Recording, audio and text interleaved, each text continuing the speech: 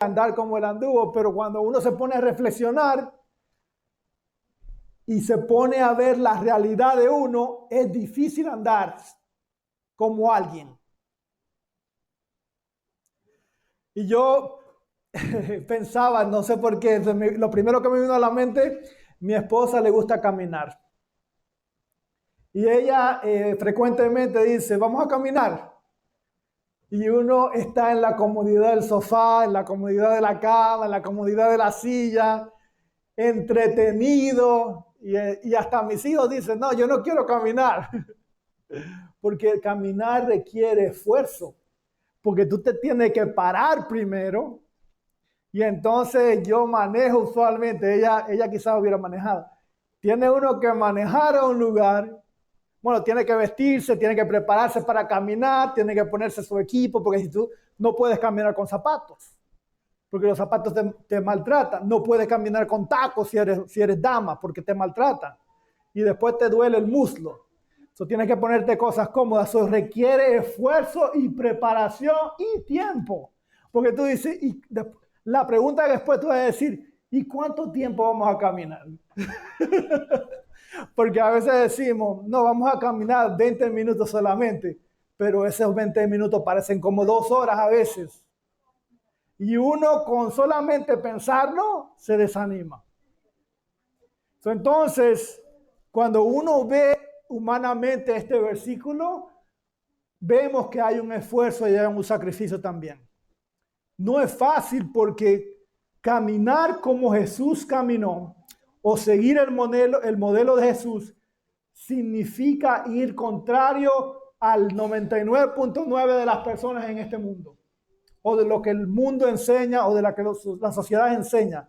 Significa un esfuerzo todavía mayor, porque tú estás como yendo como para la corriente. Por eso la Biblia dice que hay 2 caminos: el camino angosto y difícil, y el camino ancho donde la mayoría va.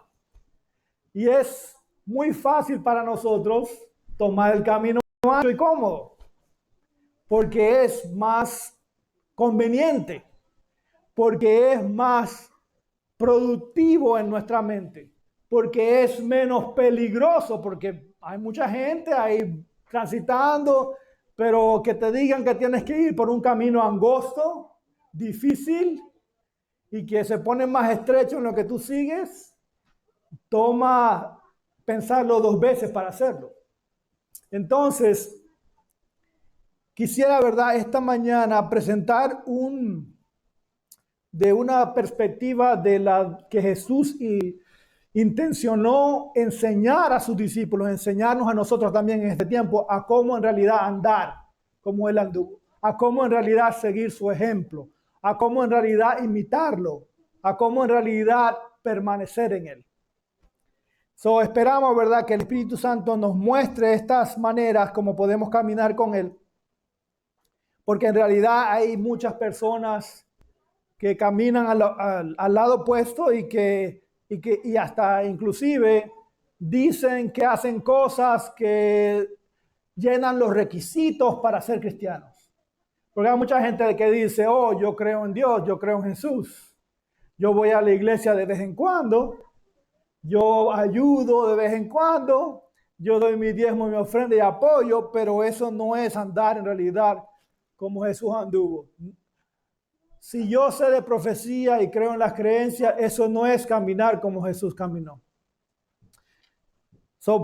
Lo que Juan está preguntando aquí es, no es cuánto tú sabes, no es cuánto tú haces, no es cuánto tú te esfuerzas. Lo que él está preguntando es si Jesús viviera o viniera a tu hogar o estuviera en tu vecindario, ¿cómo tú vivirías? Eso es diferente. Eso es más difícil. Eso requiere más sacrificio y esfuerzo de parte de nosotros. Quisiera pues traer como ilustración una historia verídica, una historia real. Esto ocurrió en el 2015. No sé si algunos se recuerdan de eso, de los que siguen las noticias.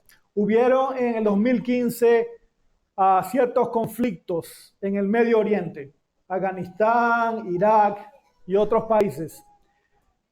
Y a partir o a causa de esos conflictos, muchos refugiados, muchos que huían de ahí, de esos conflictos, porque había guerra, huyeron para Europa. Y dice que aproximadamente 800,000 y pico de personas, casi 1,000,000, se fueron a diferentes campos de refugio. Uno de esos campos se encontraba en Grecia. En Grecia habían personas que se habían hecho habían aceptado el llamado voluntario de ir a servir. Dentro de esas personas voluntarias se encontraba un médico cristiano. No dice de qué religión era, pero sí sabemos que era cristiano. Y dice que él daba su servicio gratuitamente, era médico, daba sin esperar a cambio, porque las personas buscaban lugar, no tenían nada. Básicamente le estaba dando servicios gratuitos, sin esperar que les pagaran, sin esperar solamente el agradecimiento. Y entonces uno de los periodistas que se encontraban ahí, porque todo lo que ocurre en el mundo a través de sea noticias buenas o sea noticias malas, siempre ahí estaba un periodista, ¿verdad? Y un periodista vino y se acercó a este joven médico y le preguntó, ¿por qué haces esto? ¿Por qué aceptaste el llamado de ser voluntario? ¿Por qué tú ayudas a la gente sin que te paguen? Y entonces él dijo en ese momento, porque si Jesús estuviera aquí en este momento, no pasara de largo y viera el sufrimiento y no hiciera nada. Así como Él hizo, así también yo quiero hacer. En realidad, ¿verdad? En una manera bien compacta, podemos ver que esa es una de las maneras de que podemos andar como Jesús anduvo. Porque Jesús era, cuando veía la necesidad de las personas, Él la suplía. Él veía el hambre de las personas, multiplicaba los peces y los panes. Él veía a los leprosos y le ponía las manos y los sanaba. A los ciegos le tocaba los ojos y los sanaba. A los paralíticos también. Y vemos que Jesús siempre estaba, ¿verdad?, buscando la necesidad de las personas. Y luego, ¿verdad?, se hacía una amistad y le decía, sígueme. De hecho, eso es lo que dice el Espíritu de Profecía. Para uno evangelizar, para uno llegar a ser una obra misionera efectiva, es buscar a las personas que tienen necesidad, buscar la amistad de las personas, hacerlos amigos y entonces decirles, sígueme, sigue a Jesús. Esa es la manera, ¿verdad?, correcta de hacer las cosas. En esta mañana, ¿verdad?, para no indagar mucho, yo quisiera presentar ciertas dimensiones en las que podemos seguir a Jesús. Si nosotros estudiamos la vida de Jesús, que está en los 4 evangelios, Mateo, Marcos, Lucas y Juan, y también podemos usar otros libros que hablan acerca del carácter de Jesús, como el libro de Isaías también, que muestra cómo manso era, que seguía la voluntad de Dios. Si analizamos la vida de Jesús, podemos categorizarla en 6 secciones. Podemos decir que Jesús caminó obedeciendo y haciendo la voluntad de Dios. Esa es la primera, del Padre. Jesús caminó con compasión. Jesús caminó confiando en la palabra. Jesús caminó sirviendo. Jesús caminó perdonando. Y Jesús caminó esperando. Y de hecho, esta última categoría da bien acuerdo con el especial que tuvo el joven ahorita. ¿Cómo se llama él? Heller. Que es esperando, caminando con Jesús esperando. Y ahorita vamos a ver cuál es esa categoría en una manera más amplia. La primera, ¿verdad?, es Jesús caminó obedeciendo y haciendo la voluntad del Padre. Nunca hizo su propia voluntad. Él siempre buscó hacer la voluntad del que lo envió, que fue el Padre. Desde pequeño hasta su juventud, hasta que se hizo adulto, siempre siguió la voluntad de Dios. Cuando fue a bautizarse en el río Jordán, dice que oyó la voz del Padre que decía, este es mi Hijo amado en el cual tengo contentamiento, en el cual me complazco. Y dice que él había hecho la voluntad de Dios con eso, al bautizarse, seguir un modelo de lo que uno tenía que hacer. De hecho, hay un versículo que dice, si el que creyere y fuere bautizado, ese será salvo. Ahora, hay ciertas situaciones en que uno no se puede bautizar, porque uno encuentra, ¿verdad?, el ladrón en la cruz a la última instancia, no podían bajarlo de la cruz y bautizarlo, pero por el poder de Jesús, por su aceptación de que lo reconoció como Rey de Reyes y Señor de Señores, él lo verá en el paraíso, él lo verá en el cielo, lo verá en las mansiones celestiales. Y vemos la vida, cómo sufrió también Jesús, porque Jesús sufrió tomando nuestro lugar. El pecado que tú cometiste, Él pagó por él. Y cumplió el sufrimiento que teníamos que pasar nosotros, Él lo pasó por nosotros. Hizo la voluntad del Padre por amor a nosotros. Y también murió por nosotros. Él no merecía morir porque Él vivió una vida perfecta. Pero nosotros, la paga del pecado es muerte. Y como nosotros merecíamos morir, Él tomó nuestro lugar y entonces padeció pues muerte en la cruz. Vemos, ¿verdad?, de esta manera cómo Jesús caminó obedeciendo. Caminó siempre haciendo la voluntad de Dios.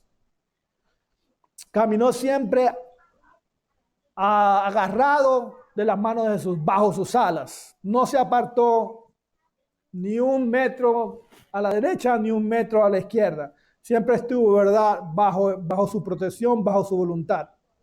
Y así Él espera que nosotros también hagamos.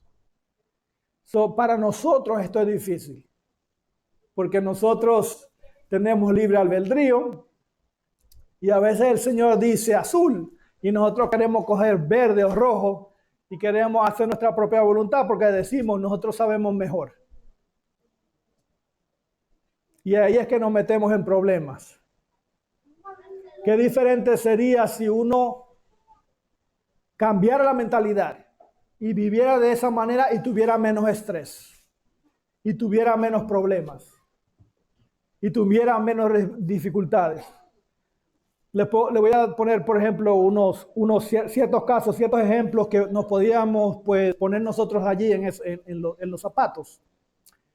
Cuando perdemos el carro por un accidente, o perdemos el carro porque una pieza se dañó, a veces nos ofuscamos, a veces nos deprimimos, a veces nos desanimamos y decimos, el carro se me dañó. ¿Cuánto cuesta la pieza? $6,000. Y yo digo, mejor comprar otro carro, mejor buscar un mecánico más, pero es una preocupación. Pero si tú cambias tu mentalidad y tú dices, el Señor permitió que el carro se dañara porque ella estaba en su voluntad, Él me consigue uno mejor. Ya tú te quitas esa carga de encima. Ya tú dejas que Él se encargue de él. De hecho, el versículo dice, venid a mí todos los que estáis trabajados y cargados, que yo os haré descansar. Todas las preocupaciones que uno tiene que darla a Él, porque Él tiene una mejor manera para solucionar nuestras necesidades y nuestros problemas. La casa es de Dios, el carro es de Dios, tu vida misma es de Dios, tus hijos son de Dios. Si pasa algo, ¿por qué tú te tienes que preocupar? No te tienes que preocupar. Si vemos las cosas en ese sentido, el Señor responde y tú ves la mano de Él más claramente. Eso es lo que tenemos que aprender a hacer. En la segunda categoría, ¿verdad? Tenemos que caminar con pasión. Con compasión. Jesús caminó con compasión. Si me acompañan al libro de Lucas, vamos a ir al libro de Lucas, el capítulo 10. Vamos a leer desde el versículo 30 en adelante. Es una parábola bien conocida, una historia bien conocida. Tiene una enseñanza moral y espiritual. Y el Señor pues la describió, ¿verdad? El Espíritu Santo permitió que fuera parte de la escritura de su palabra para que hubiera una enseñanza para nosotros, para mostrarnos cómo caminar con compasión. Dice allí el versículo 30, un hombre descendía de Jerusalén, o sea, un judío, descendía de Jerusalén a Jericó y cayó en manos de ladrones, los cuales le despojaron e hiriéndole se fueron, dejándole medio muerto, dice allí. O sea, el judío iba caminando por un lugar, de una ciudad a otra, se encontró con unos ladrones, unos bandidos, unas personas malas que le robaron, le dieron puñetazos y lo que sea, y lo dejaron medio muerto en el camino.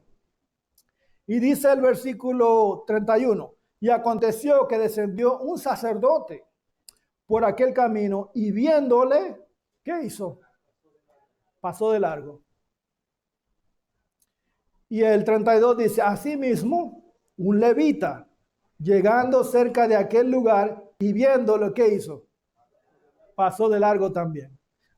Pueden verlo allí en la pantalla. El 33 dice, pero un samaritano que iba de camino, vino cerca de él y viéndole fue movido ¿a qué? A misericordia, a compasión. Y acercándose, vendó sus heridas, echándole aceite y vino, y poniéndole en su cabalgadura, lo llevó al mesón, a un hotel básicamente. Y cuidó de él. Otro día al partir sacó 2 denarios y los dio al mesonero y le dijo, cuídamele y todo lo que gastes de más, yo te lo pagaré cuando regrese. So, vemos aquí 3 personajes que pasaron y vieron a la persona que estaba herida, que era otro judío. Uno era un sacerdote. La Biblia, el Espíritu Profecía, no dice específicamente por qué pasaron de largo. Pero nosotros sí nos podemos imaginar porque nosotros quizás hemos pasado por la misma situación.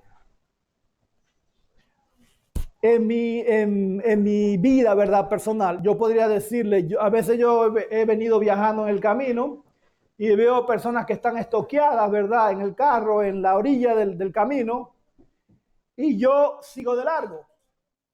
Porque yo digo, yo no soy mecánico. Yo no, si me paro, no le puedo ayudar. Y las personas, la gran mayoría, tienen teléfono y pueden llamar a alguien que lo auxilie. Ahora, fuera diferente si yo viera una persona varada y que esté así, cada rato haciéndole señales al carro, ahí tú te das cuenta, oh, la persona no se pudo comunicar, tiene un problema mayor o algo, y ahí uno pues se pararía. Pero en el caso del sacerdote, era maestro de la ley, era un pastor, podríamos decirle que era un pastor. So, el pastor vio, dice ahí, vio a la persona que estaba herida, vio que era judía, pero pasó de largo. Y podríamos buscar miles de excusas para excusar al sacerdote de por qué no paró, por qué no lo ayudó. Porque estaba tarde para el servicio, porque era una inconveniencia, porque tenía una cita y no podía fallar. Iba a la iglesia, me iba a una visita. En fin. Y lo mismo podemos decir de un levita. Y hago un paréntesis aquí. Da la casualidad de que estos son uno de los puestos más altos e importantes en la iglesia. Porque un sacerdote era el que hacía el servicio dentro del templo. No había muchos sacerdotes.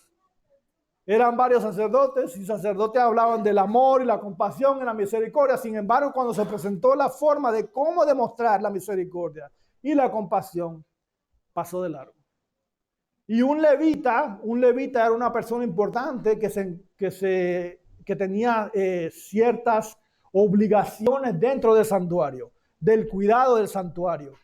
No podríamos decir que era como un diácono, vamos a poner, o un anciano, hasta un anciano podríamos decir, de lo que era el templo, y también que pasó de largo. Y podríamos decir que también tenía las mismas excusas que tuvo el sacerdote.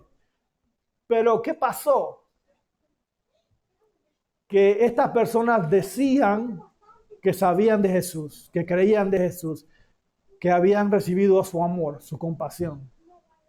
Y sin embargo pasaron de largo. De hecho, violaron el mandamiento, porque desde chiquitos a ellos se les enseñaba: amarás a Jehová tu Dios de toda tu ¿qué? De toda tu fuerza, de toda tu corazón, de toda tu mente. Y el segundo mandamiento es igual a este y más grande: amarás a tu prójimo como a ti mismo. So, violaron básicamente eso. De hecho, los 10 mandamientos del mandamiento 7 en adelante son amor al prójimo, en el que podemos ver la compasión de Dios y la compasión que el Señor quiere que nosotros aprendamos para los demás. Pero dice que un samaritano, que era el menos indicado para ayudar, porque era una persona que no era judía, los judíos consideraban a los samaritanos como perros, como animales.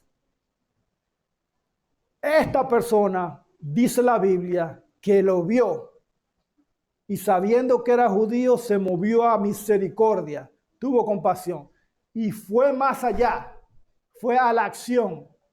Se quitó las mangas, ¿verdad? Se las subió y dice que lo curó, lo vendó, le echó vino y aceite, lo subió a la cabalgadura, lo llevó al hotel y pagó 2 denarios para que lo cuidara.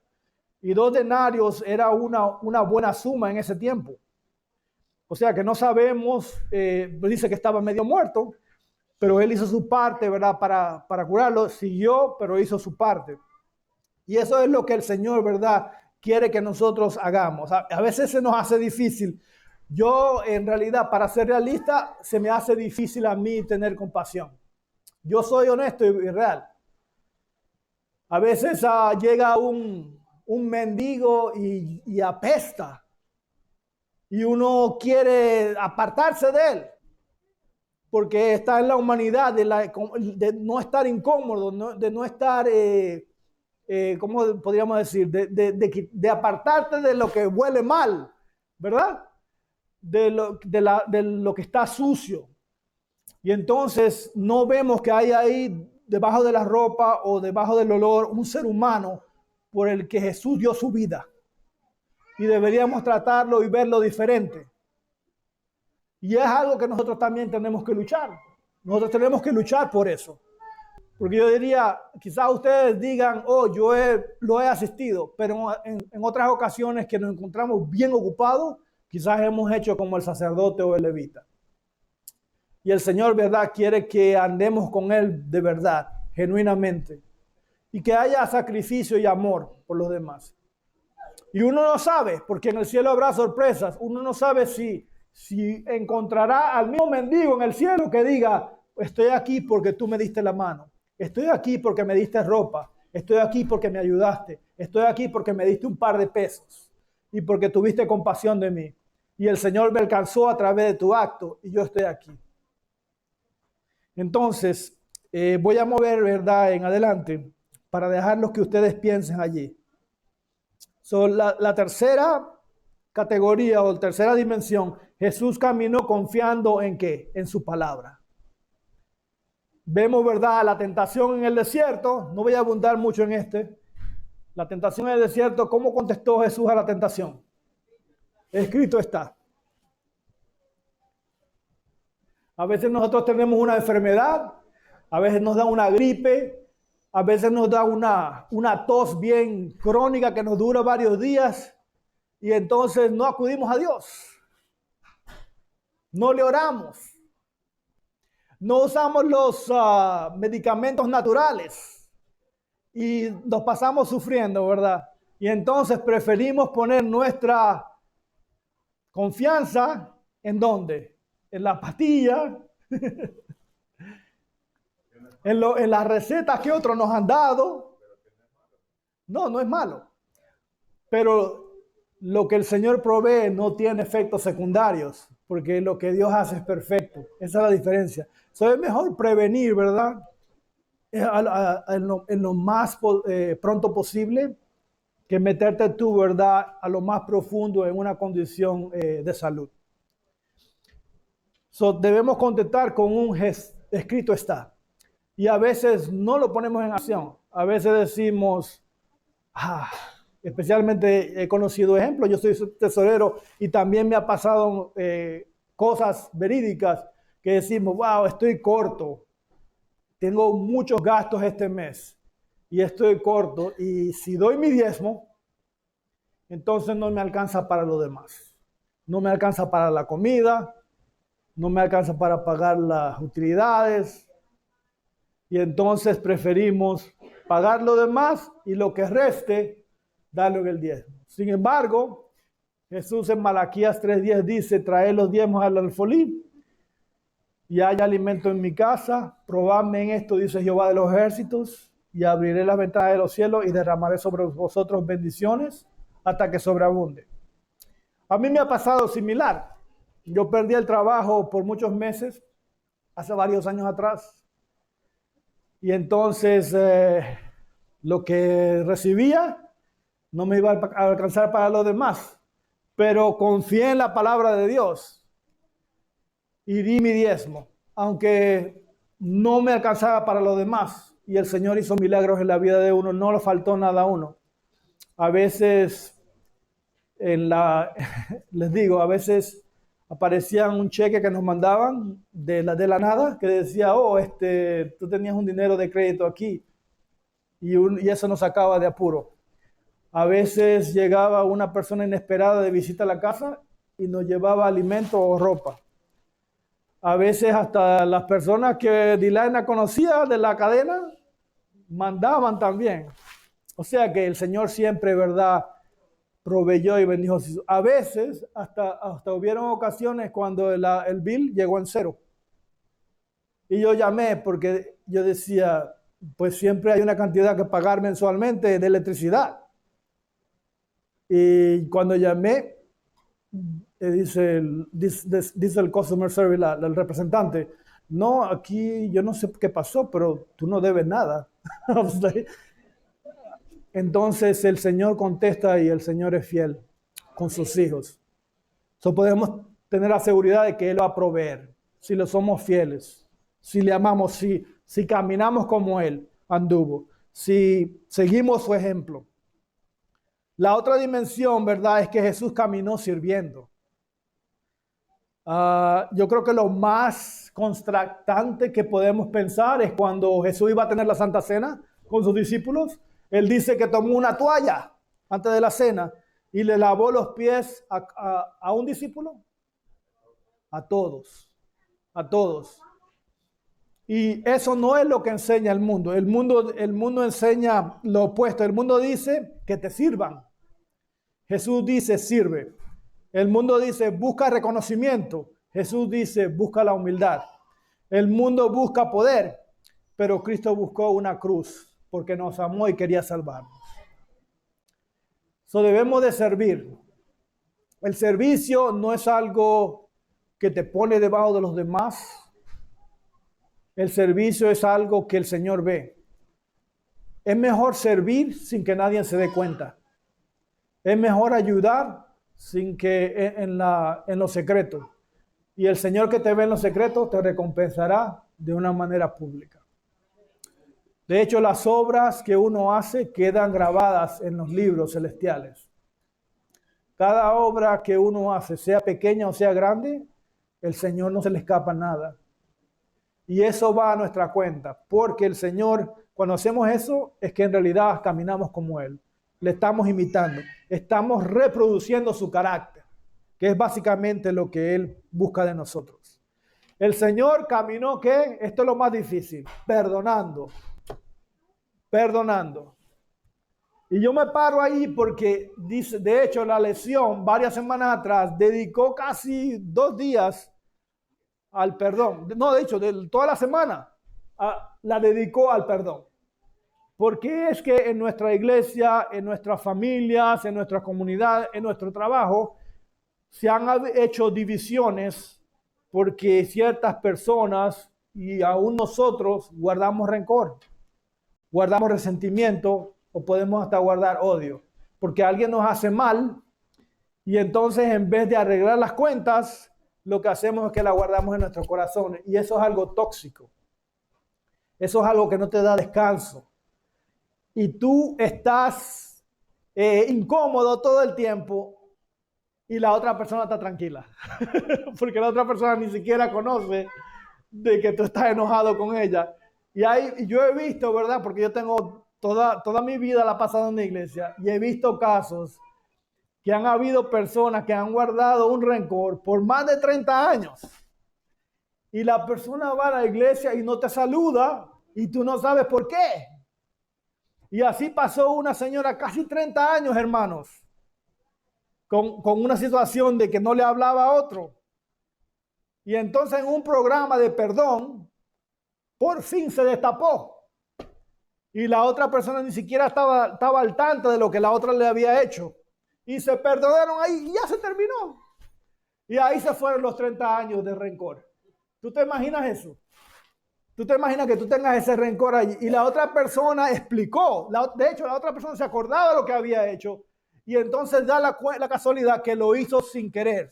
Lo hizo por accidente. No lo hizo a propósito. No tenía ningún odio ni resentimiento por otra persona. O sea que pasó la persona amargada sin tener que hacerlo. O sea, en vano. Usted se imagina, ¿verdad? Si en vez de uno guardar, uno dijera, vamos a hablar, vamos a orar y vamos a permitir que el Señor, ¿verdad? Pues yo siento esto en mi corazón y yo siento esto en mi corazón porque esto es lo que pasó. Y entonces a reconciliarnos unos a otros. La Biblia dice, amaos unos a los otros, como yo he amado a ustedes. Entonces, yo creo que esto es una de las cosas más difíciles de hacer, porque aún nosotros habiendo fallado a otro, es difícil pedir perdón. Cuando yo le hablo mal a mi esposa o de mala manera, yo no le doy a mi esposa, no vayan a pensar en eso. Yo la trato a ella muy bien, pero a veces uno tiene sus sentimientos y sus emociones y a veces uno se altera y a veces uno está en muchas cosas y puede que el volumen suba un poco. Y entonces uno se da cuenta después y uno se siente mal. Uno se siente mal y lo más difícil es que tú pedirle perdón. Porque ella está esperando, porque ella sabe que tú fallaste allí. Y ella sabe que tú ella espera que tú te acerques y pidas perdón. Y eso es lo más difícil, porque se te hace un nudo aquí en el cuello. Porque también tú sientes dolor de haber fallado. Porque en realidad tú amas a la persona y amas a tu hermano también, amas a tu hermana, amas a la persona que tú heriste porque es un ser humano y Dios amó y pagó su vida por esa persona también. Y eso también te hace sentir dolor. Y hasta que tú no te destapas, entonces tú no vas a estar tranquilo. Debemos hacer como Jesús, viviendo, caminando, ¿verdad? Con perdón. ¿Y hasta cuándo debemos perdonar? Dice la Biblia. Hasta 77 veces 7. Y alguien hizo las matemáticas ahí, pero yo creo que nadie va a llevar la cuenta, ¿verdad? Ya te perdoné 479 veces. Porque se te olvida. O sea, si hay un perdón, un arrepentimiento verdadero, hay que perdonar. Y si tú hiciste una falta, tienes que también hacerte responsable y también pedir perdón. Y por último, ¿verdad? Voy a hablar acerca de que Jesús caminó esperando el reino eterno, el reino celestial. Así como el joven habló, ¿verdad? Yo creo que uno de los anhelos más grandes que tenemos es ver a nuestro Creador, es ver al autor de la vida, es estar en el cielo, es ver a Adán y Eva, que fueron nuestros padres, básicamente, y la descendencia que hubo después de él. Eso es una de las cosas que uno espera. Y cuando Jesús estuvo en la tierra, creo que cada sermón él empezaba con el reino de los cielos, ¿cómo que decía? El reino de los cielos está, ¿qué? Se ha acercado. El reino de los cielos está acercado. Él caminaba esperando en el cielo en ese momento. No allá, no 10 años, no 20 años, no en el futuro, sino en el momento. La vida de nosotros fuera diferente si pensáramos así. Y de hecho, estuviéramos más animados porque diríamos, estoy viviendo, estoy caminando, esperando tener viviña y cosechar esas frutas que no existen en la tierra. Porque el Espíritu de Profecía presenta el árbol, ¿verdad? Que el árbol de la vida, ¿verdad? El que tiene las hojas de las naciones, para sanar las naciones, tienen diferentes frutos. Esos frutos no existen en la tierra. De hecho, hay otro versículo que dice, ni cosas que ojo vio, ni oyó, ni han subido a pensamientos, son las que vamos a ver en el cielo. No solamente habrán diferentes frutas, habrán diferentes animales, habrán diferentes planetas, Habrán diferentes elementos en la tierra que vamos a estar allí. Habrán diferentes actividades, porque la gente dice, oh, solamente vamos a cantar, vamos a estar con el Señor el sábado, vamos a estar en nuestra villa, ya. No, ahí van a haber muchas cosas que hacer, pero no sabemos qué van a haber, pero el Señor nos va a dar esa sorpresa. So, viviendo nosotros en esa ansia de esa espera, caminando, ¿verdad? Como si ya estuviéramos allá, se nos haría la vida muy fácil ya. Porque diríamos, wow, siento dolor en este momento porque perdí a alguien. Pero yo estoy ya cerca de estar en el cielo, por lo tanto el Señor dice que no habrá más muerte ni dolor. Ese peso se te quita de encima. Si tú vives caminando con el Señor diciendo, bueno, ya no voy a tener que llorar más, no voy a tener que sufrir más, porque en el cielo no va a haber lágrimas. Él dice, bienaventurados los que lloran, porque ellos recibirán consolación. Muy bien. Están prestando atención. Bienaventurados los limpios de corazón, porque ellos verán a Dios. También dice las bienaventuranzas. So debemos, ¿verdad? Si nos ponemos esa mentalidad y caminamos como si estuviéramos ya esperando la eternidad, esperando la promesa, esperando la esperanza, nuestra vida sería diferente. Y el caminar y el andar con Jesús se nos haría más fácil. So para sumarizar, ¿verdad? ¿Cuáles son las 6 dimensiones que hemos aprendido, verdad? Podemos caminar con Jesús cuando ¿qué? Cuando obedecemos ¿qué? Su voluntad. Podemos caminar con Jesús cuando caminamos ¿qué? Con compasión. Podemos andar como Jesús cuando caminamos confiando en su palabra. Podemos, ¿verdad? Andar como Jesús cuando caminamos sirviendo. Podemos andar como Jesús cuando caminamos perdonando. Y por último, podemos caminar como Jesús cuando caminamos, cuando andamos esperando lo que Él prometió. So que el Señor nos bendiga, ¿verdad? En esta manera, en esta mañana, esperando de que hayamos aprendido de que el caminar con el Señor no es solamente saber, no es solamente saber la profecía, no es solamente saber las creencias. Es un estilo de vida, es vivirlo, es practicarlo, es entenderlo. Y Él es el estar con el Señor siempre. Porque si tú andas con el Señor como Él anduvo, entonces tú permaneces en Él. Que el Señor les bendiga a todos. Vamos a ponernos de pie, ¿verdad? Vamos a cantar el mismo himno que cantamos en el comienzo.